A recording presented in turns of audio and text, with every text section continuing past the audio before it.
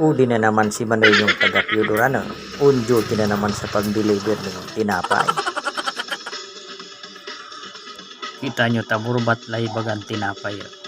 Indawa na. Natuparan ko dili so primong ko. Kita ninyo tanaga sa uming kasararig bagang kabuluan yan. Datingan ni siring man sa diyan trabaho na amon nagasawg kami ning lokal. Minsan nagadal man magarado sa uma. Pagkabuas nagpaurab na sa damulag tapos pagkamod to wala bugo na.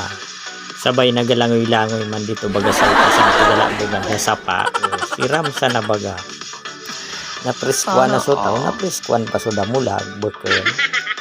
Nakabot na ako dito sa salbasyon nga iturte na yan. Bibiwak ko sa may tinda ni Manay Juby tsaka ni Remar.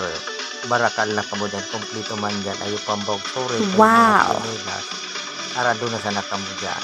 So mga taga-salbasyon ba. Dito sa probinsya, kaya pa naman sa naging diskarte kinatyaga para ay baga mapagkakitaan barang. Yan ang customer ko na birak man sa nagaringa di machimpuan didi. Langurag kita na sa kita dakilan pigabakan. Udi na ako sa may covered court San Salvacion. Lang urag na bagasan mga barangay dito sa Aplanta. Ayun ang mga covered court. Yun na yung mga okasyon di na barang maura na. Grabe na bagan improvement man sa ding Piodora.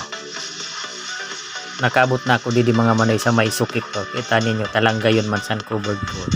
Halos ang mga barangay didi ayun ang baga mga covered court. Kita ninyo. Painom-inom na ako dyan tubig ta isus ko. Grabe init na baga. Sa nga ng panahon pero may dapat kita nga ibalo na tubig. Dakilan pag inom tatabig may iwasan tan. May stroke kita ta isus ko. Grabe yan ini talaga. Yan, madali na matapos ang deliver ka dyan.